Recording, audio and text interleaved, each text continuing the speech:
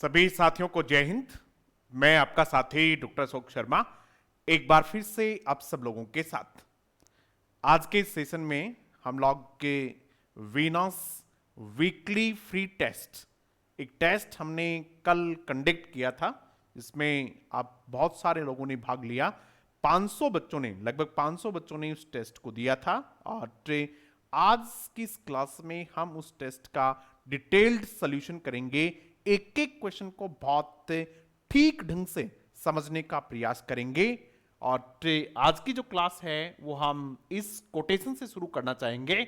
When you sweat a lot in times of peace, you bleed less in times of war। बहुत शानदार quotation है। क्या मतलब है इसका, आप लोग के अपने अपने तरीके से इसको समझने का प्रयास कीजिएगा कि वे लोग के जो बहुत पसीना बहाते हैं, वे लोग के जो बहुत पसीना बहाते हैं, कब? इन टाइम्स ऑफ पीस, शांति के समय जो बहुत पसीना बहाते हैं।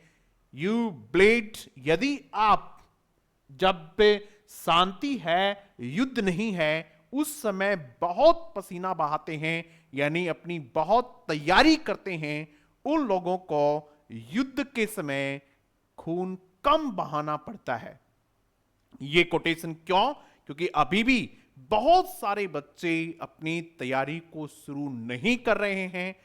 बहुत सारे बच्चे इस समय का लगभग दुरुपयोग कर रहे हैं, इस समय को यूं ही जाने दे रहे हैं, जबकि ये वो समय है जब आप अपनी तैयारी को बहुत अच्छे स्तर से कर सकते हैं, धीरे धीरे कर सकते हैं, कॉन्सेप्ट्स को समझ के कर सकते हैं। और आप यदि इस समय को इधर उधर की बातों में अपना वेस्ट कर रहे हैं, तो फिर आप लोगों को युद्ध के समय जब आपकी वैकेंसीज आ जाएंगी, विज्ञप्ति आ जाएगी, एग्जाम डेट आ जाएगी, उस दिन फिर आप कहेंगे कि अब मेरे पास इतना समय नहीं है, मैं फर्स्ट पेपर की तैयारी करूं, सेकंड पेपर की तैयारी करूं, लिटरेचर की तैयारी करूं, इतनी प्रैक्टिस कैसे करूं, वर्ड पावर को कैसे तैयार करूं।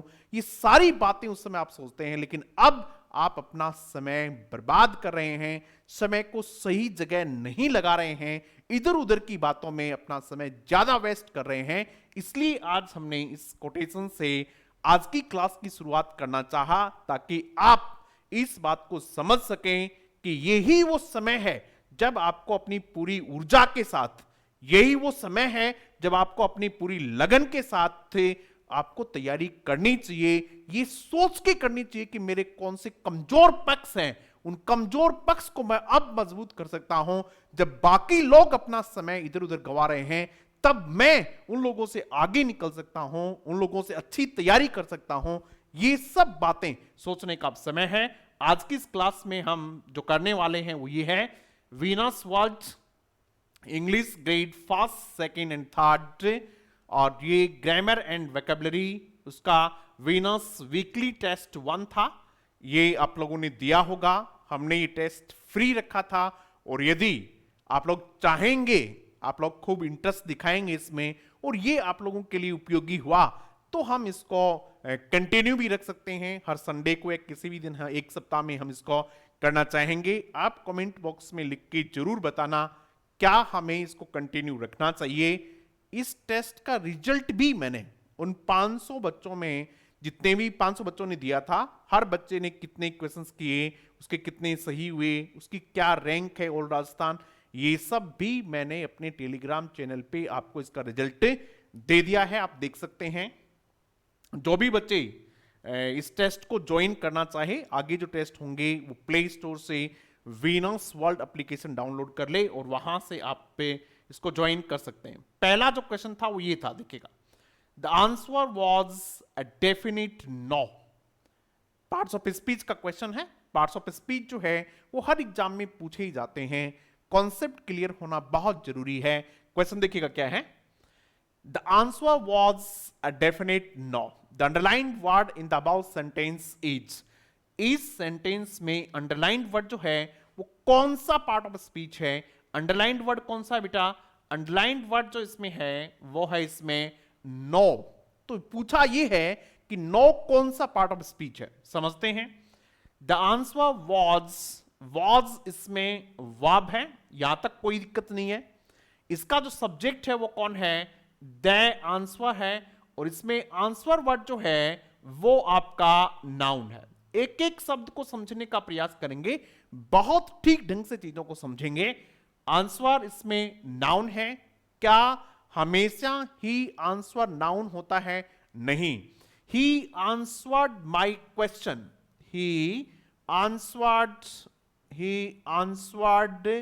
My question, he answered my question. आप सब लोग भी आंसर करते रहें। इसमें जो वर्ड है ही, ये प्रोनाउन है, और ये जो वर्ड आंसर्ड है ये यहां, जैसे ये भी हो सकता था दे आंसर वेल, दे आंसर वेल, या फिर दे आंसर एवरी क्वेश्चन, ऐसे भी हो सकता था। इसमें जो आंसर वर्ड है ये आपका वर्ब है। यहां आंसर क्या है? वर्ब है, जबकि यहां आंसर जो है वो क्या है? नाउन है। बस पार्ट्स ऑफ स्पीच में ऐसे ही चीजों को समझना है। ठीक है, आगे बढ़ते हैं। वॉज इसमें वर्ब है। कैसी वर्ब है? यहां वॉज लिंकिंग वर्ब है, और ये जो है डेफिनिट नो, ये आपका क्या है? ये एक नाउन क्लॉज है। ध्यान समझिएगा बेटा इसका, ये क्या है आपकी? ये नाउन क्लॉज है। यहां कई बच्चे को लगेगा सर नाउन क्लॉज कैसे है, थोड़ा समझाइएगा। चलो समझाते हैं बेटा आप लोगों को, एक एक बात समझाने का प्रयास करेंगे। आप लोग एक एक बात को ध्यान से समझेंगे बस।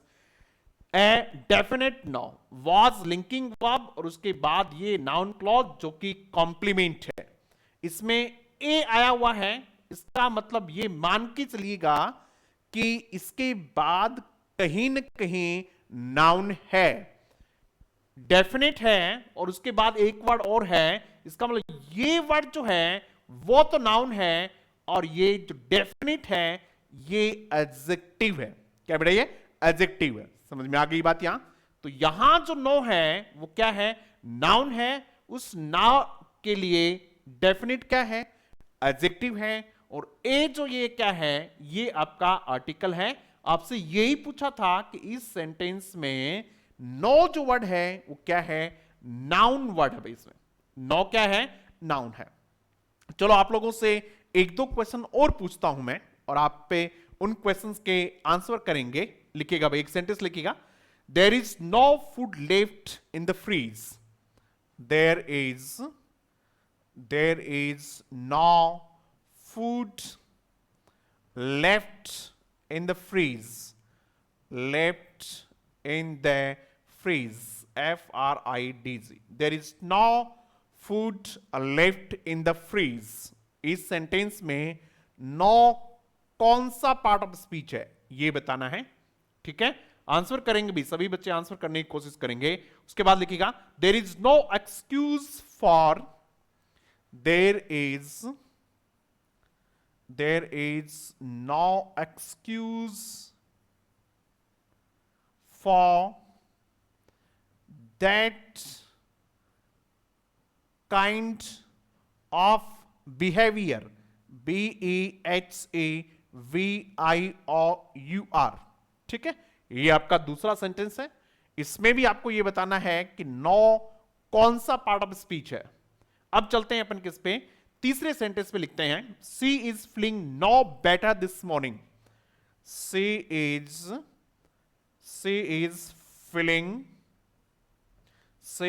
feeling no better. She is feeling no better this morning. She is feeling no better this morning. ठीक है बेटा, इसमें आपका क्या है? ये नो वर्ड है। अब आपको बताना है कि इन तीनों सेंटेंसेस में नो कौन से पार्ट ऑफ स्पीच है। सब लोग आंसर करने की कोशिश करेंगे। पहला ये है, दूसरा क्वेश्चन ये है, और तीसरा क्वेश्चन ये है। आप अपने आंसर में लिखेंगे पहले वाले में ये, दूसरे वाले में ये, तीसरे वाले में ये आंसर करेंगे आप लोग। पहले वाले में देखते हैं। यहां फूड जो है वो क्या है? नाउन है। फूड क्या अभी? नाउन है। और नाउन के लिए जो वर्ड आया है वो निश्चित रूप से क्या है? डिटरमिनर है। यहां क्या है? ये डिटरमिनर है। समझ में आ गई होगी बात ये, क्योंकि क्या बता रहा है? क्वांटिटी बता रहा है। ठीक है, तो तो क्या लिखेंगे आप यहां, नो जो है ये डिटरमिनर है, DETERMINE। हो सकता है आपको डिटरमिनर ऑप्शन में नहीं मिले तो आप इसको क्या कह सकते हैं, एडजेक्टिव कह सकते हैं। लेफ्ट इन द फ्रीज, यहां एक्सक्यूज जो है ये क्या है, नाउन है। There is no excuse for that kind of behaviour, ध्यान समझेंगे, यहां जो एक्सक्यूज है वो नाउन है और नाउन से पहले फिर क्या है, ये डिटरमिनर है। क्लियर हो गई बात भाई, समझ में आ रहा है सबको। उसके बाद एक बात और समझिएगा आप लोग, यहां ये जो वर्ड आपका है काइंड, यहां काइंड कौन सा पार्ट ऑफ स्पीच है, यहां देखिएगा इस सेंटेंस में ये जो काइंड वर्ड है ये कौन सा पार्ट ऑफ स्पीच है, ये आंसर आपको करना है। ठीक है, चलो हम ऊपर वाले सेंटेंस को मिटा देते हैं और फिर नीचे वाले पे चर्चा करेंगे। ये आपका सेंटेंस देखो बेटा, सब लोग की बहुत ध्यान से समझेंगे चीजों को और आपके कॉन्सेप्ट क्लियर होंगे। अंग्रेजी विषय ही ऐसा है, भाषा जो है वहां आपके कॉन्सेप्ट्स क्लियर होने बहुत जरूरी है, अदरवाइज आप कितनी भी प्रैक्टिस करेंगे तो भी कहीं ना कहीं दिक्कत रह जाएगी। प्रैक्टिस करनी चाहिए लेकिन कॉन्सेप्ट क्लियर करते हुए करनी चाहिए। ये देखिएगा, काइंड जो है फॉर दैट काइंड, काइंड यहां नाउन है। काइंड क्या है, नाउन, जिसका प्रकार है यहां, जिसका मतलब क्या है, प्रकार है। एक वर्ड होता है he is kind, he is kind, वह क्या है, दयालु है। काइंड वर्ड यहां जो है वो एडजेक्टिव है। यही तो वो समय है बेटा जब आप अपना पूरा ध्यान लगा सकते हैं, धीरे धीरे चीजों को समझ सकते हैं। एग्जाम नजदीक आ जाएंगी, वैकेंसीज आ जाएंगी, उसके बाद आपके पास इतना समय नहीं होता है, आपको ये भी पूरा करना है, वो भी पूरा करना है, फिर चीजें आप पे जल्दबाजी में करेंगे। यहां काइंड प्रकार है, इसका मतलब ये नाउन है और ये नाउन से पहले दैट जो है ये दैट काइंड, इस प्रकार का, उस प्रकार का, तो ये क्या हो गया, डिमॉन्स्ट्रेटिव एडजेक्टिव हो गया। ये क्या हो गया, डिमॉन्स्ट्रेटिव एडजेक्टिव। ये हो गया आपका demonstrative adjective, what it is, ये आपका डिमॉन्स्ट्रेटिव एडजेक्टिव। क्लियर हो गई बात भाई।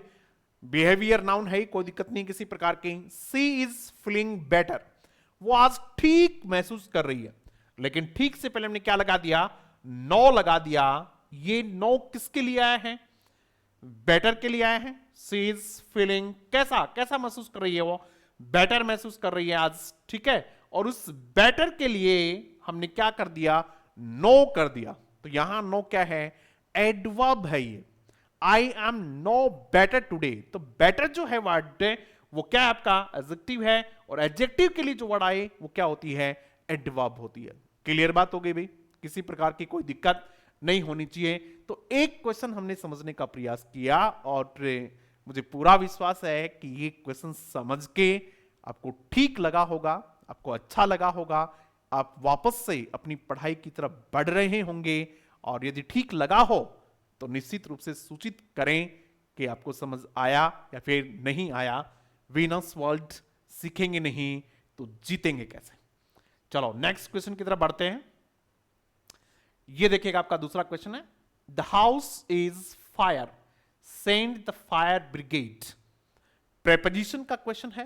प्रेपोजिशन में किस किस प्रकार के क्वेश्चन आपसे पूछे गए हैं आप सब जानते हैं इस बात का। फिक्स प्रेपोजिशन होती है उसे क्वेश्चन। ये देखिएगा, the house is on fire होता है, ये फ्रेज है। The house is on fire, घर में क्या लग गई, आग लग गई। तो उसके लिए क्या फ्रेज काम में लेते हैं, the house is on fire. किसी प्रकार की कोई एक्टिविटी में संलग्न है, इंगेज्ड है, उसके लिए भी ऑन प्रेपोजिशन का प्रयोग किया जाता है। जैसे on leave, he is on leave, ठीक है। He is on duty, he is on duty, ठीक है। तो ये अपन क्या, ऑन ट्यूअर, उसके लिए भी किसका प्रयोग करते हैं, ऑन का प्रयोग करते हैं, ठीक है। सेंड फॉर होता है, send for, send for, send for एक फ्रेजल वर्ब है, उसका मतलब होता है बुलाना। Send for the doctor immediately, doctor को तुरंत बुलाइएगा। Send for the doctor immediately doctor को तुरंत बुलाइएगा, उसके लिए हम किसका प्रयोग करते हैं? Send for. समझ में आ गई बात? तो यहां पर क्या लिखेंगे? Send for. किसको बुलाइएगा? फायर ब्रिगेड को बुलाइएगा। क्यों है? वजह क्या है? क्योंकि घर में क्या लग गई है? आग लग गई है। तो ये एक प्रेपोजिशन का क्वेश्चन था। जब ये टेस्ट हम कर लें तो उसके बाद ये जरूर बताएं कि कितने क्वेश्चन कितने सही होते हैं। चलो बस मैं आपको बताऊं कि टेस्ट जब हमने कंडक्ट कराया, फिर मैं उसको देख रहा था, तो 495 लोगों में से जो एवरेज आ रहा था वो 25 में से 10.33 के आसपास आ रहा था।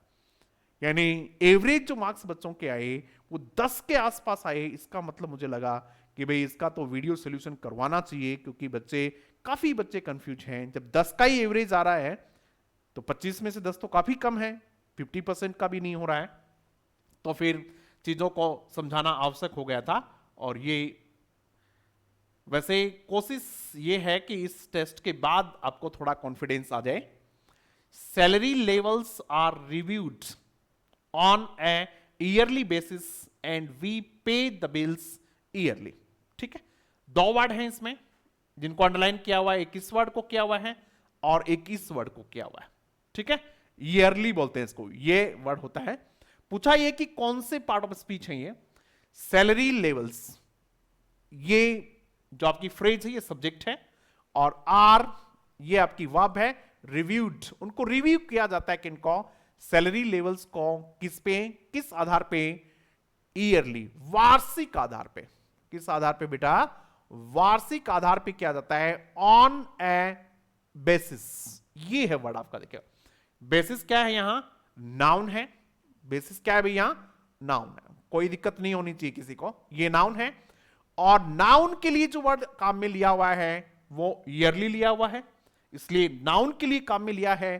तो निश्चित रूप से क्या है ये? नाउन के लिए लिया है, तो निश्चित रूप से ये आपका एडजेक्टिव है।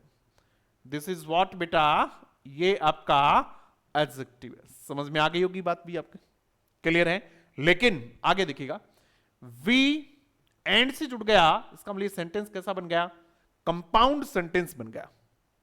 एंड से जब 2 क्लोजेस किससे जुड़ जाएं, एंड से जुड़ जाएं, तो जो सेंटेंस वो कैसा बन जाता है? कंपाउंड बन जाता है। ये आपका सेंटेंस कंपाउंड हो गया। वी पे जो है वर्ब है, वी पे द बिल्स। हम क्या चुकाते हैं? बिल्स चुकाते हैं। कैसे चुकाते हैं? ये लिखा हुआ यहां, ईयरली चुकाते हैं। कैसे चुकाते हैं भाई? ईयरली चुकाते हैं। यानी पे के लिए वर्ड आया हुआ है, यानी ये आपका क्या है? एडवर्ब है।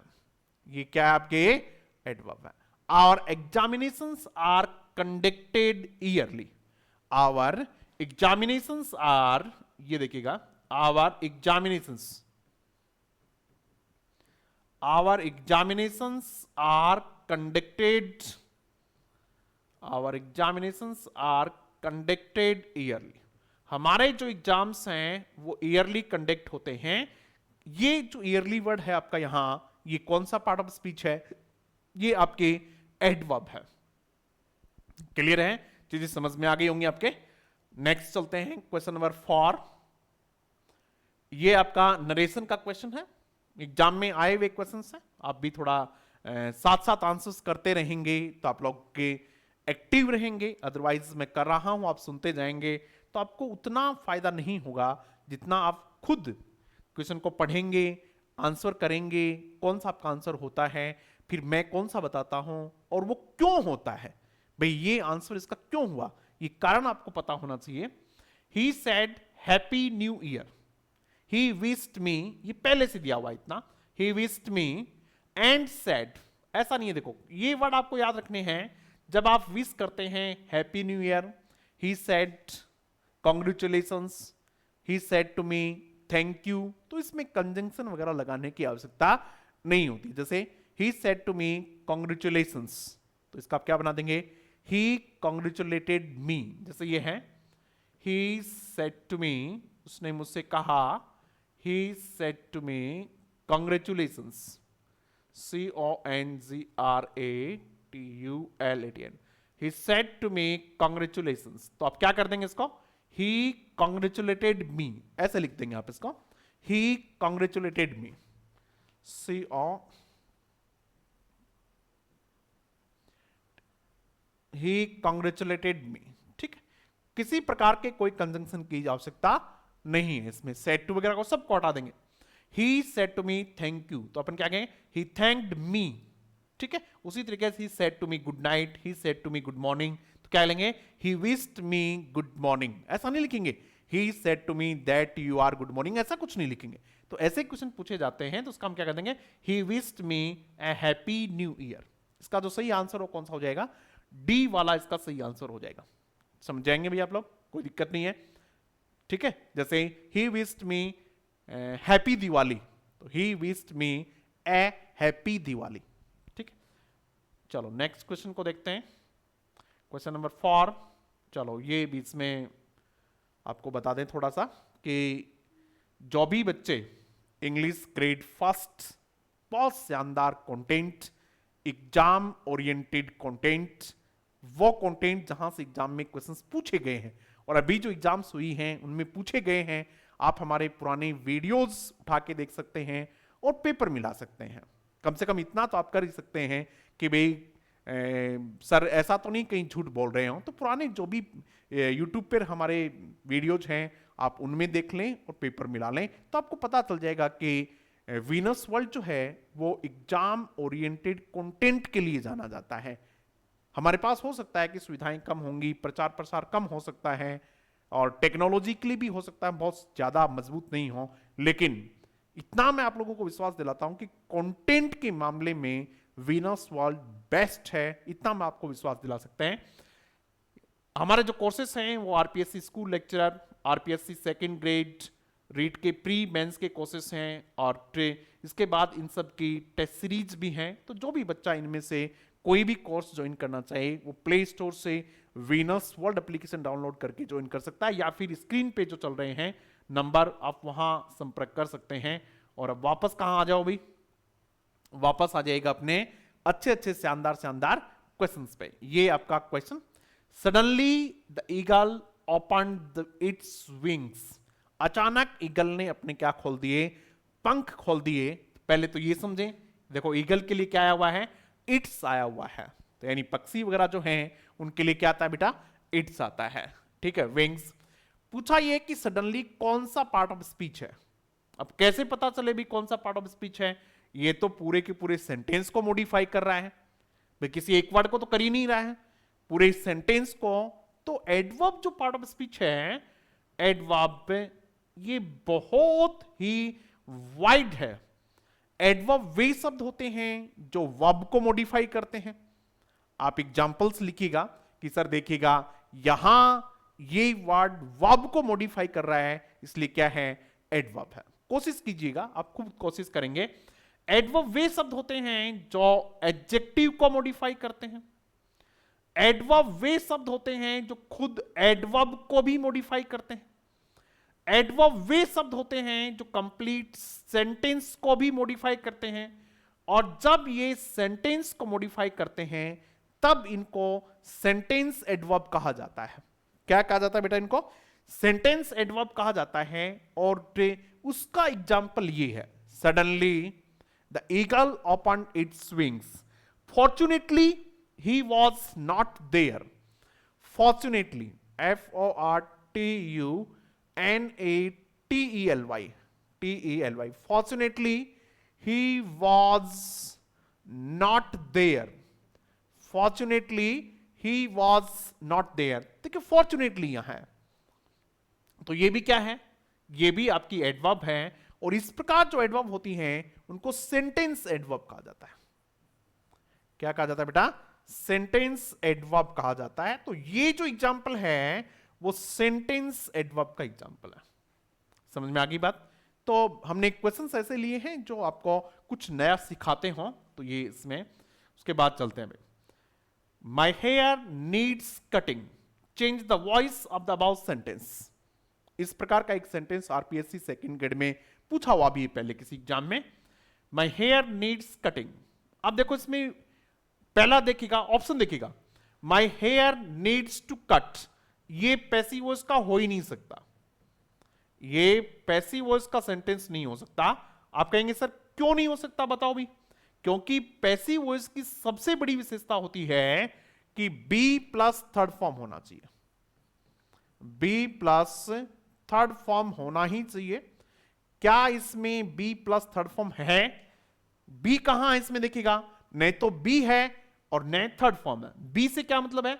It's, am, are, was, were, has, been, मतलब बीन, हैज नहीं बीन, ठीक है, वो तो नहीं है इसमें, या अकेला बी भी नहीं है इसमें। बी कट, ठीक है, my hair needs be cut, यदि बी अकेली यूज होती है तो वो टू के साथ यूज होती है।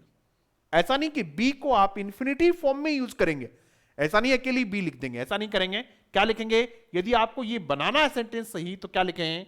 माई हेयर नीड्स, टू के बाद बी लगाएं, अकेला बी नहीं लिखें, टू के बाद बी लिखें। और कट जो है वो कट की तीनों फॉर्म कटी होती है, तब ये कोई समस्या नहीं है, हो जाएगा। इसके बाद देखिएगा, my hair needs to be cutting, to be cutting है, इसका मतलब थर्ड फॉर्म नहीं हुई, पैसिव वॉइस का सेंटेंस नहीं हुआ, इसलिए ये जो सेंटेंस है सी वाला, ये इसका सही सेंटेंस है। Is it clear? चीजें समझ में आ गई होंगी आपके। चलो भाई नेक्स्ट सेंटेंस देखते हैं। Question number 7, neither the blue one nor the red one is available in size, नहीं तो ब्लू वाला और नहीं रेड वाला किसमें है? साइज में अवेलेबल नहीं है। पूछा है नाइदर नॉर किस प्रकार का वर्ड है इस सेंटेंस में। ये नाइदर नॉर क्या है ये पूछा हुआ है। नाइदर नॉर, आइदर और, not only but also, hardly when, ठीक है, ये जो है ये कंजंक्शन है। और कंजंक्शन भी कौन से प्रकार के कंजंक्शन हैं? CONJUN, क्या है बेटा? ये कंजंक्शन है। और कंजंक्शन में एक प्रकार होता है कोरिलेटिव कंजंक्शन। कौन सा प्रकार होता है? कोरिलेटिव कंजंक्शन होता है। और ये कोरिलेटिव कंजंक्शन के ही एग्जाम्पल है। ये जो आप देख रहे हैं ये कोरिलेटिव कंजंक्शन के एग्जाम्पल हैं। तो ये नाइदर नॉर जो है ये क्या है? कंजंक्शन है, ठीक है। कंजंक्शन में क्वेश्चन जो पूछा जाता है वो ये है कि नाइदर के बाद क्या लिखा जाना चाहिए? नॉर लिखा जाना चाहिए। आइदर के बाद क्या है? और लिखा जाना चाहिए। और इसमें वर्ब जो आती है वो बाद वाले के अनुसार आती है, तो इसमें ऐसा कोई इश्यू बन नहीं रहा है। Students appeared in the examination but only manage to pass, ये डिटरमिनर का क्वेश्चन है। Students appeared in the examination, some students appeared in the examination, कुछ बच्चे एग्जाम में अपीयर हुए, लेकिन ओनली, इसका मतलब कुछ से नहीं है। क्या है इसमें? मैनी लिखेंगे हम। देखो आप इसमें समझने की कोशिश करेंगे तो समझ में आ जाएगा।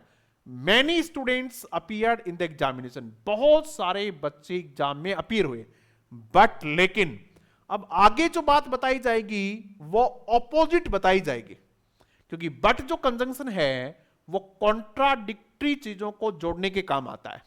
किसके काम आता है? अभी कॉन्ट्राडिक्टरी चीजों को जोड़ने के काम आता है। तो अब आगे कुछ कम की बात बताएगा, but only a few, only के बाद आपको क्या लिखना है? अ फ्यू लिखना है। Only a few. There were many questions in the question paper but I could attempt only a few, लेकिन मैं केवल कुछ ही अटेम्प्ट कर सका। I invited many friends of mine, I invited many friends of mine but only a few came, लेकिन कुछ ही आए। इस प्रकार की जो स्ट्रक्चर बनती है वो आपको ध्यान में रखनी है। चीजें समझ में आ रही होंगी भाई? निश्चित रूप से आ ही रही होंगी। चलो आप लोग नेक्स्ट क्वेश्चन का आंसर करें, जब तक मैं थोड़ा पानी पी लेता हूं। इस प्रकार के क्वेश्चंस एग्जाम में बहुत पूछे जाते हैं और कॉन्सेप्ट वाले भी हैं ये।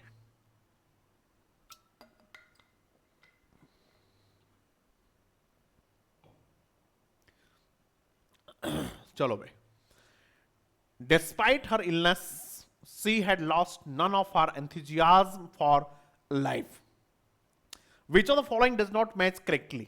इस प्रकार के क्वेश्चंस हमने जानबूझ के डाले हैं ताकि आपके कॉन्सेप्ट है वो और ज्यादा अच्छे से क्लियर हो जाए। डिस्पाइट कौन सा पार्ट ऑफ स्पीच है इसमें है? ये क्वेश्चन वो है, इन क्वेश्चंस को आप तभी सोल्व कर पाएंगे जब आपका कॉन्सेप्ट बहुत अच्छे से क्लियर है।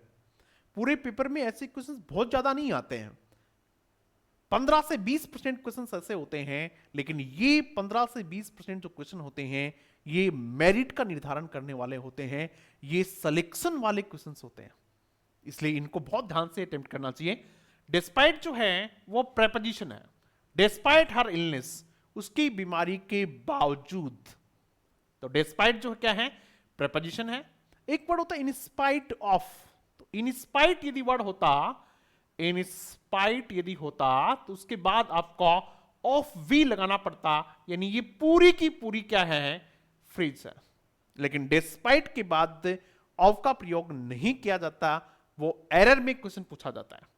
इलनेस, इलनेस आपका नाउन है, किसी प्रकार की कोई दिक्कत नहीं है, इल से बना हुआ है, इल एडजेक्टिव है, इल कौन सा वर्ड है बेटा, इल एडजेक्टिव है, और ये एडजेक्टिव से क्या बनाया हुआ है, इलनेस बनाया हुआ है, एडजेक्टिव से क्या बनाया हुआ है, इलनेस बनाया हुआ है, और ये इलनेस जो है ये नाउन है, क्या है बेटा ये नाउन है, एब्स्ट्रैक्ट प्रकार का नाउन है। नन, नन एडजेक्टिव है क्या, देखते हैं, नन ऑफ फॉर, इस प्रकार की स्ट्रक्चर जब आती है नन ऑफ, इस ऑफ से पहले ये है तब ये एडजेक्टिव नहीं होता है, तब ये प्रोनाउन होता है। जैसे सम ऑफ, अगर आपके पास ऐसा लिखा हुआ है सम ऑफ द बॉयज, इस स्थिति में सम जो है वो आपका एडजेक्टिव है, डिटरमिनर है। Many of the boys, many of the boys ऐसे लिखा हो, मानो ये मैनी ऑफ द बॉयज लिखा हो, ठीक है, तब मैनी क्या है आपका ये, तब मैनी आपका क्या है प्रोनाउन है। बोथ ऑफ दीज स्टूडेंट्स ये लिखा हुआ, मानो आपके पास बोथ ऑफ दीज स्टूडेंट्स लिखा हुआ है, both of these students, both of these students, इसमें both जो है ये आपका प्रोनाउन है। ये क्लास जो है आप लोग के बहुत मन से देख लेना इनको, जबकि आपके पास बहुत समय हो, आराम से, जब आपके पास कोई दूसरा काम नहीं हो, तब मन से इन क्लासेस को देखना, एक एक कॉन्सेप्ट को समझना, एक एक बात को समझना।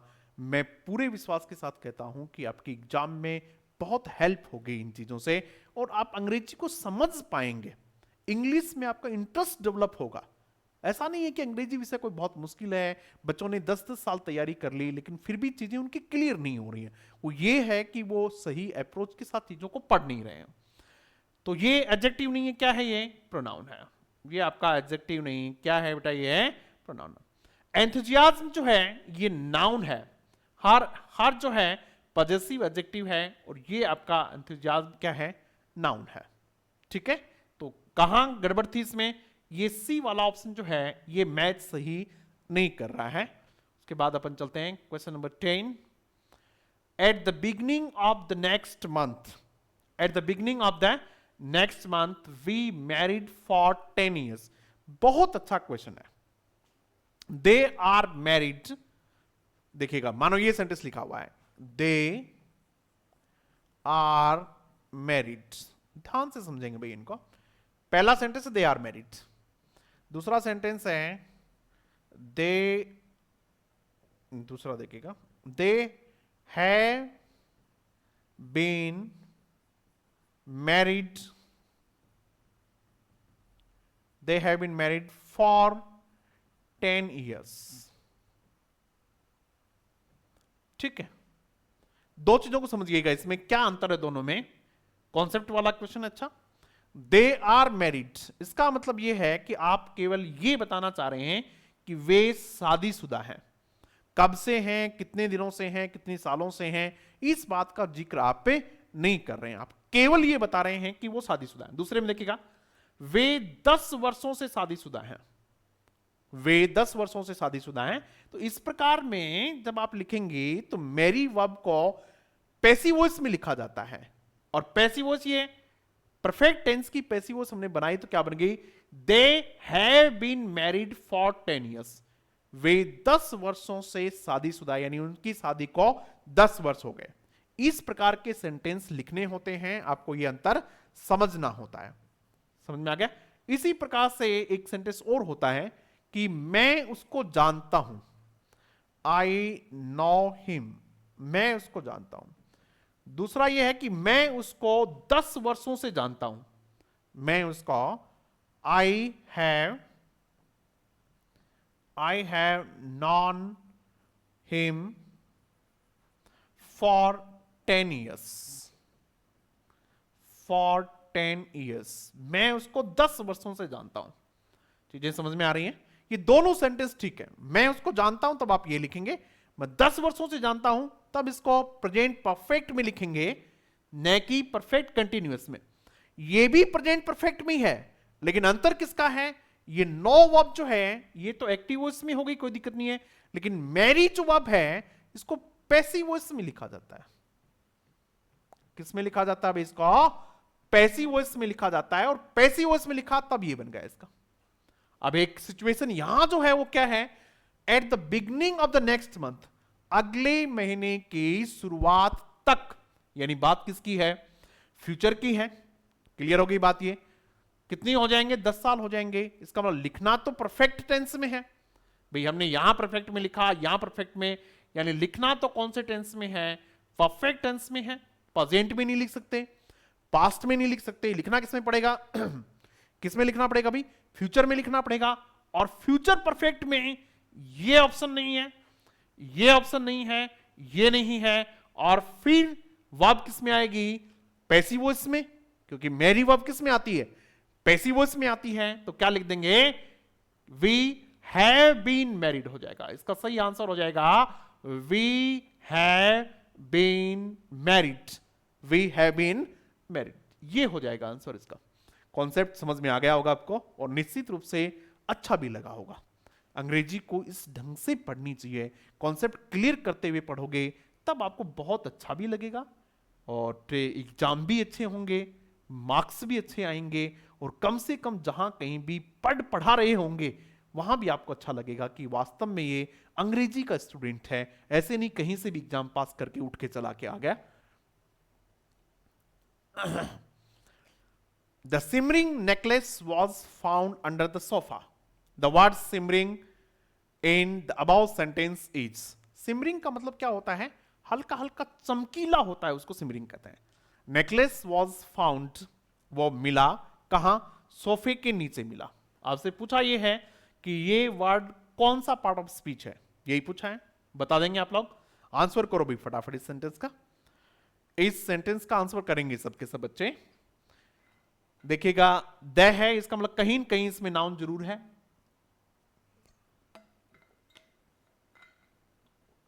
कहीं कहीं इसमें नाउन जरूर है। कहां है वो नाउन? नेकलेस नाउन है। नाउन और द के बीच में यदि कोई वर्ड होगा तो आंख बंद करके देख लेना, वो एडजेक्टिव होगा। क्या होगा भाई? वो एडजेक्टिव होगा। सेंटेंस की स्ट्रक्चर से हम समझ जाते हैं कि क्या है?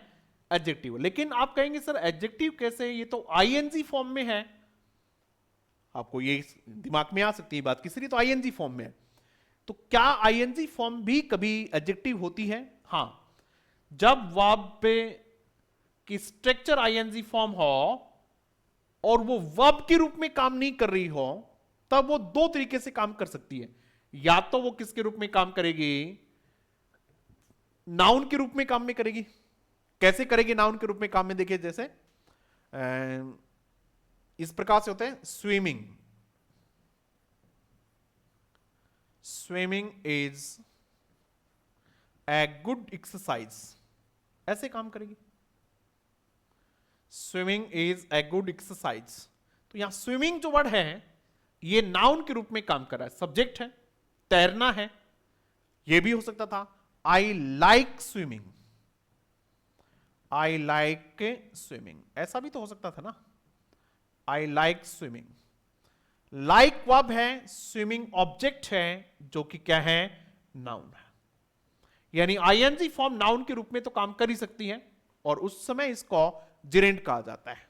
क्या कहा जाता है इसको? उस समय जिरेंट कहा जाता है। ये हमने जिरेंट कह दिया इसको। लेकिन यहां तो ये सब्जेक्ट नहीं है, सब्जेक्ट नाउन जो नेकलेस है उसको मॉडिफाई कर रही है। जब आईएनजी फॉर्म एडजेक्टिव के रूप में काम करे तब उसको पार्टिसिपल कहते हैं। क्या कहते हैं उसको? क्या कहते हैं बेटा? पार्टिसिपल कहते हैं। और आईएनजी फॉर्म जब है तब वो कौन सी पार्टिसिपल है? वो प्रेजेंट पार्टिसिपल है। तो ये जो है ये एडजेक्टिव है, प्रेजेंट पार्टिसिपल है। और पार्टिसिपल जब एडजेक्टिव के रूप में काम करते हैं तब उसको पार्टिसिपियल एडजेक्टिव कहा जाता है। क्या कहा जाता है बेटा? पार्टिसिपियल एडजेक्टिव कहा जाता है। तो ये एडजेक्टिव है। और कौन सा एडजेक्टिव है? ये पार्टिसिपियल एडजेक्टिव है। क्लियर हो गई बात आपके? चलो भाई आगे बढ़ते हैं। The introduction of tea and coffee. Coffee की स्पेलिंग हमेशा ध्यान रखनी चाहिए आपको। COFFEE आता है coffee. The introduction of tea and coffee and other such beverage, पेय पदार्थ, not without some effect, not without some effect. Concord का क्वेश्चन है सब्जेक्ट वर्ब एग्रीमेंट। आजकल सब्जेक्ट वर्ब एग्रीमेंट से बड़े क्वेश्चन एग्जाम में पूछे जाते हैं, अच्छे क्वेश्चन। द इंट्रोडक्शन ऑफ, ये आपके प्रीपोजिशन है, कंपाउंड सब्जेक्ट है, इनलार्जमेंट ऑफ सब्जेक्ट है। तो इससे पहले जो वर्ड आपका इंट्रोडक्शन है इसके अनुसार वर्ब आनी चाहिए। और ये कैसा नाउन है? ये आपका सिंगुलर नाउन है। कैसा नाउन है भाई? ये सिंगुलर नाउन। आगे फिर यहां एंड है, यहां एंड है, कोई फर्क नहीं पड़ता। आपने यहां देख लिया, इसके अनुसार वर्ब आनी चाहिए आपके। और देखिएगा विदाउट नॉट तो हैज नॉट बीन ये आएगा इसमें। हैज नॉट, हैव नहीं आएगा। हैज बी कोई स्ट्रक्चर नहीं होती है, ये भी नहीं है। तो क्या आएगा? Has not been without some effect. इसमें इफेक्ट जो वर्ड है वो नाउन है और सम जो है वो डिटरमिनर है। इसी प्रकार से एक वर्ड होता है अफेक्ट, AFFECT, अफेक्ट। अफेक्ट जो वर्ड होता है वर्ब के रूप में काम में लिया जाता है और वर्ब होता है। नेक्स्ट क्वेश्चन की तरफ बढ़ते हैं। Which of the following does not match correctly? बहुत अच्छा क्वेश्चन है भाई। इस क्वेश्चन का सब आंसर करेंगे। एक ही क्वेश्चन में कई चीजें समझाने का प्रयास करेंगे हम। आप भी इसको ध्यान से देखेंगे। Which car will they give us? Underlined word जो है वो which है। क्या which यहां एडजेक्टिव है? कार के लिए है, कौन सी कार, इसलिए बहुत ज्यादा मस्तिष्क पे जोर देने की आवश्यकता नहीं पड़ेगी। क्या है? कार नाउन है, इसलिए विच क्या है? एडजेक्टिव। इंटरोगेटिव एडजेक्टिव, कोई दिक्कत नहीं। What are you buying? What जो है वो क्या प्रोनाउन है? हां, I am buying a new car.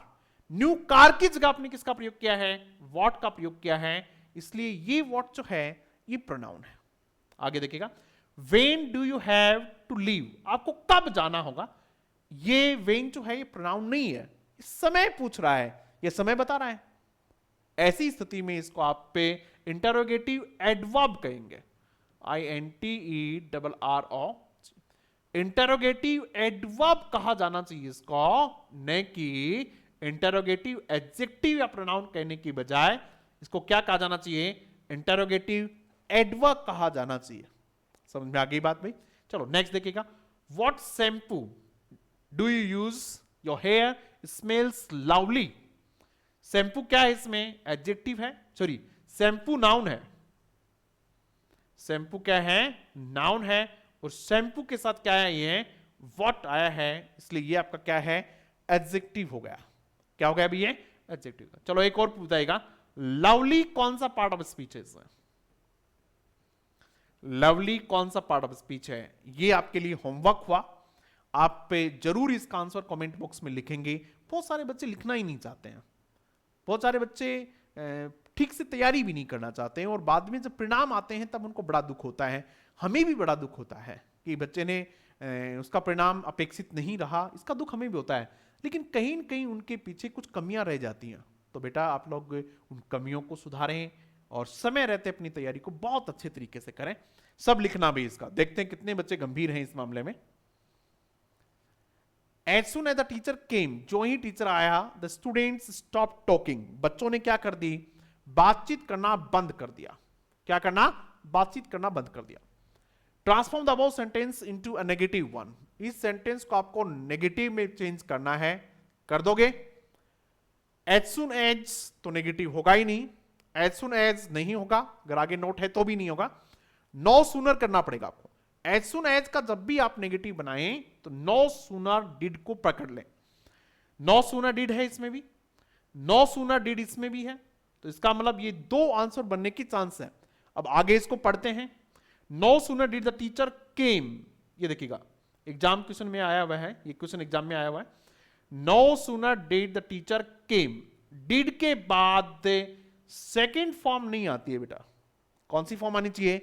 First form आनी चाहिए, जैसा कि इसमें है देखो डिड का। बाकी देन इसमें भी है, देन इसमें भी, इसलिए कोई समस्या नहीं है। तो इसका सही आंसर हो जाएगा no sooner did the teacher come than the students stop talking. बच्चों ने क्या है, जो ही टीचर आए नहीं बच्चों ने बातचीत करना बंद कर दिया। चलो भाई आगे बढ़ते हैं। आपको चीजें ठीक लग रही होंगी मुझे लगता है, मजा भी आ रहा होगा आपको। और यदि मजा आ रहा है तो निश्चित रूप से अपने साथियों के साथ एक बार क्लास को जरूर शेयर कर दें। और यदि नए कैंडिडेट हैं, चैनल पे पहली बार हैं, तो चैनल को सब्सक्राइब जरूर कर लीजिएगा, क्योंकि बहुत अच्छी अच्छी चीजें आप लोगों को मिलने वाली हैं। विच of the following does not match correctly, इसमें आफ्टर वर्ड देखिएगा। Do you believe in life after death, मौत के बाद, ये नाउन और इस नाउन को गवान करने वाला word after preposition. After 9 o'clock, after his death, after his, आगे कुछ भी आप लिखें, सिलेक्शन, उसके सिलेक्शन के बाद, तो ये आपका प्रेपोजिशन है। कौन सा वर्ड है भाई? ये प्रेपोजिशन है। The after effect of this medicine is severe. After effect, effect इसमें नाउन है और आफ्टर जो है वो इस नाउन के लिए आया है, इसलिए ये वर्ड जो है ये आपका क्या है? एडजेक्टिव है। तो इसको हम लिख देंगे क्या है? एडजेक्टिव लिख देंगे। समझ में तो आ गया होगा आपको। इफेक्ट नाउन है तो इफेक्ट के लिए आया है, तो क्या होगा? एडजेक्टिव का। There were several people after me, मेरे बाद, ये प्रोनाउन, और यानी ये आपका preposition. After him, after me, after them, ये सब प्रेपोजिशन के रूप में यूज होते हैं। तो ये यहां प्रेपोजिशन है, जबकि बताया हुआ क्या है? कंजंक्शन है, जबकि कंजंक्शन नहीं है, क्या है? प्रेपोजिशन है। After I left message he found me immediately, इस सेंटेंस को समझो। देखो ये जो आपका है ये सबऑर्डिनेट क्लोज है, और ये सेंटेंस ये है ही फाउंड मी इमीडिएटली, ये पहले, उसके बाद में आफ्टर, और उसके बाद आफ्टर आई लेफ्ट, ऐसा कुछ है ये। ठीक है, तो ये जो आफ्टर, ये दो क्लोज को जोड़ रहा है। ग्रामेटिकली देख लेना सेंटेंस, ठीक है क्या? ठीक है, तो ये आपका क्या है? कंजंक्शन है, क्योंकि दो क्लोज को जोड़ रहा है, कंजंक्शन है। जबकि कंजंक्शन ही लिखा हुआ है तो कोई दिक्कत नहीं है। ये भी बहुत अच्छा क्वेश्चन है भाई, बहुत ही शानदार से शानदार क्वेश्चन है। He said it used to be a very lovely quiet street. He said. अब इसमें क्वेश्चन पूछा क्यों है कि यूज टू को चेंज करना है या नहीं करना है? बस यही क्वेश्चन है इसमें, और कोई क्वेश्चन नहीं है। यूज टू को चेंज नहीं करना है। अब आप आंसर कर देंगे। He said that it used to be a very lovely quiet street. ठीक है, कोई समस्या नहीं है। He pointed out that it had used to, ये नहीं होगा। There used to, there तो कहीं है ही नहीं, क्यों आएगा? it से शुरू है। वेदर का कोई मतलब नहीं, क्योंकि इंटरोगेटिव सेंटेंस नहीं है। He said that it used to be, ये आएगा यहां, it used to be। समझ में आ गया? अच्छा क्वेश्चन है, एग्जाम में पूछा हुआ क्वेश्चन है। और अब चलते हैं अपन क्वेश्चन नंबर 17 की तरह। आप एक बार इस क्वेश्चन का आंसर लिखें, जब तक मैं माइक को चेंज कर लेता हूं, अदरवाइज बीच में कहीं गड़बड़ हो जाएगी।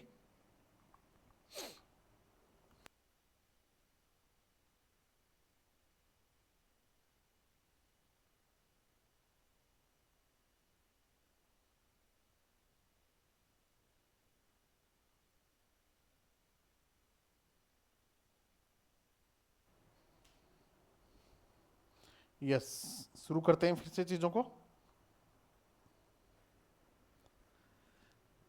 The judges are being very secretive about the results of the beauty pageant. सौंदर्य प्रतियोगिता। सेक्रेटिव का मतलब होता है थोड़ा रहस्यमयी सा होना। Which of the following does not match correctly? Question को एक बार देख लो और आंसर कर लो इसका। क्या आंसर होना चाहिए इसमें? देखिएगा, वेरी, ये वर्ड जो सेक्रेटिव है ये एडजेक्टिव है। इस वर्ड को एक को पकड़ लेंगे, चीजें समझ में आ जाएंगे। ये एडजेक्टिव है तो एडजेक्टिव को मॉडिफाई करने वाला क्या होगा? एडवर्ब होगा। जो एडजेक्टिव को मॉडिफाई करेगा उसको क्या कहेंगे? एडवर्ब करेंगे, कोई दिक्कत नहीं है। तो वेरी जो है एडवर्ब है, ये आपका एडजेक्टिव है। अबाउट देखते हैं कंजंक्शन है क्या, कहां है अबाउट वर्ड इसमें? अबाउट द रिजल्ट्स, रिजल्ट के बारे में प्रेपोजिशन है। We are talking about him, हम उसके बारे में बात कर रहे हैं। यहां किसके बारे में? रिजल्ट के बारे में है, तो ये प्रेपोजिशन है। यहां जो अबाउट है ये क्या है बेटा? ये आपका प्रेपोजिशन है, ठीक है।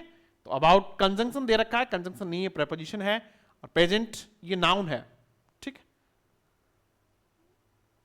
विच of the following does not match correctly, इसी प्रकार के क्वेश्चंस लिए हैं ताकि आपका जो कॉन्सेप्ट है वो अच्छे से क्लियर हो जाए। Which of the following does not match correctly, moral law is about the civil law, ऊपर है किससे? सिविल लॉ से। ये केवल फ्रेज है, यहां सिविल लॉ देखिएगा। लॉ नाउन, ये आपका एडजेक्टिव, ठीक है। तो फ्रेज को जोड़ रही है तो कोई दिक्कत नहीं, प्रेपोजिशन ही होगा, ठीक है। दूसरा देखिएगा, analyse the above sentences, sentences जो है वो इसमें नाउन है। सेंटेंसेस क्या है? नाउन है। और कैसे सेंटेंस? ऊपर वाले सेंटेंस जो ऊपर दिए हुए हैं, तो सेंटेंस को मॉडिफाई कर रहा है, उसको क्वालिफाई कर रहा है। तो ये वर्ड अबव है, ये क्या है? आपका एडजेक्टिव है, ये आपका एडजेक्टिव है, ठीक है भाई। और blessings come from above, from preposition है और प्रेपोजिशन के बाद नाउन का प्रयोग किया जाता है, इसलिए ये नाउन है। या तो नाउन करेंगे या प्रोनाउन करेंगे, तो ये नाउन है। मैनी, अभी तक तो ठीक चल रहा है सब। Many employers value personality above experience, वही बात है। एक्सपीरियंस नाउन है और नाउन के लिए अबव आया है। कुछ लोग के वैल्यू करते हैं पर्सनैलिटी को किससे? एक्सपीरियंस और क्वालिफिकेशन से भी ऊपर रखते हैं। तो ये नाउन, और नाउन को गवर्न करना, इसलिए ये कंजंक्शन नहीं हुआ। क्या हुआ? ये प्रेपोजिशन हुआ। ये हुआ आपका प्रेपोजिशन, ये हुआ आपका प्रेपोजिशन, ठीक है। तो कंजंक्शन होने के लिए क्या होना चाहिए था? दो क्लोजेज होनी चाहिए थी, ठीक है, जो कि इसमें नहीं है।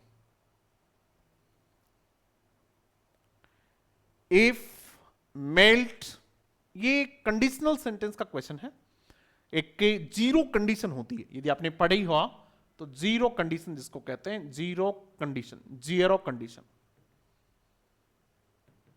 ठीक, ये है इसमें। इफ यू मेल्ट हीट्स, यानी यूनिवर्सल ट्रूथ है, साइंटिफिक ट्रूथ है, तो इसमें दोनों क्लोजेज जो हैं वो प्रेजेंट सिंपल में होनी चाहिए। इफ यू हीट, देखो हीट है, इसका हीट्स तो आएगा नहीं, यू के अनुसार हीट आएगा, विल हीट नहीं आएगा, नन ऑफ दिस का तो मतलब ही नहीं है, क्योंकि क्या है? यूनिवर्सल ट्रूथ है, जीरो कंडीशन है। समझ में आ गई होगी बात। अदरवाइज इफ वाली कंडीशन में तो फिर भी क्या रहेगा? प्रेजेंट सिंपल ही रहेगा। यदि फ्यूचर होता तो इसमें होता, if I work hard, if I work hard I will pass, I will pass, देखिए विल पास लिखा हुआ है, तो अगर होता तो भी इसमें होता, फ्यूचर इसमें तो है नहीं, इसमें तो वैसे भी प्रेजेंट सिंपल लिखेंगे, तो कंफ्यूज होने की कोई जरूरत इसमें है ही नहीं।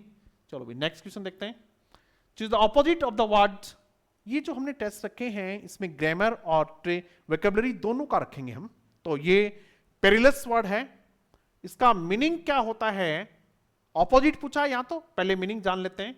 इसका मतलब होता है डेंजरस, DANGEROUS, डेंजरस होता है। हजार्डस वर्ड होता है, HAZARDOUS, हजार्डस वर्ड होता है। एक रिस्की वर्ड होता है, RISKY, रिस्की वर्ड होता है। इसका जो ऑपोजिट वर्ड होते हैं वो होते हैं, इसके ऑपोजिट सेफ, सेफ होता है एक। सर्टेन वर्ड होता है, श्योर, श्योर भी इसका वर्ड होता है। सर्टेन भी इसी का ऑपोजिट वर्ड होता है, ठीक है।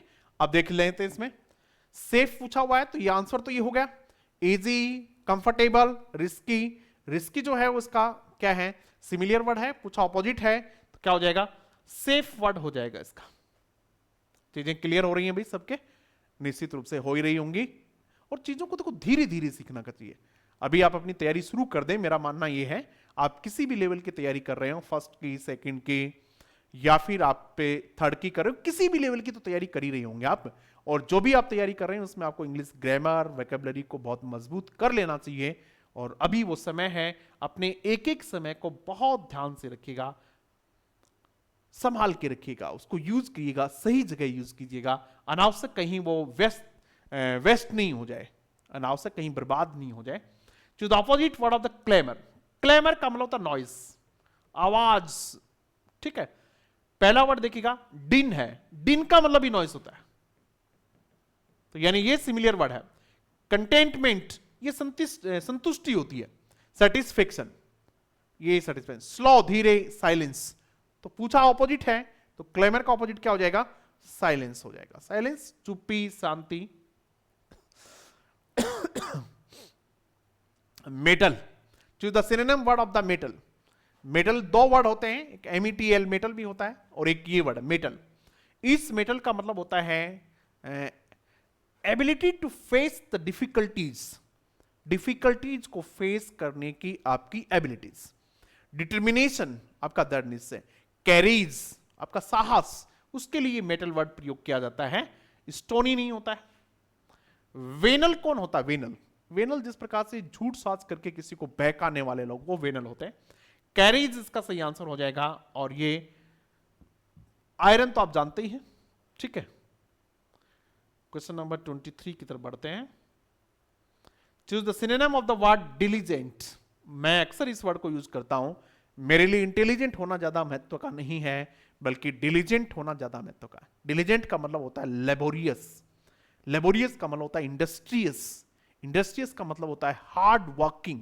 जो कठिन मेहनत करने वाला आदमी है वो आगे बढ़ता है। तो बी डिलीजेंट। इंटेलिजेंट है या नहीं है ये छोड़ दीजिएगा, लेकिन इंटेलिजेंट है तब भी हार्ड वर्किंग होना चाहिए आदमी को, हार्ड वर्कर बनना चाहिए, और नहीं है तो बनना ही बनना चाहिए। प्रोग्रेसिव नहीं, ब्रिलियंट नहीं, इन्वेंटिव नहीं, जो चीजों की खोज करता हो। हार्ड वर्किंग इसका सिमिलर वर्ड है, यही पूछा था diligent. Question number 24, to hit below the belt. To hit below the belt का मतलब होता है किसी आदमी को, मतलब बिलो द बेल्ट का मतलब होता है जो तरीका फेयर नहीं है।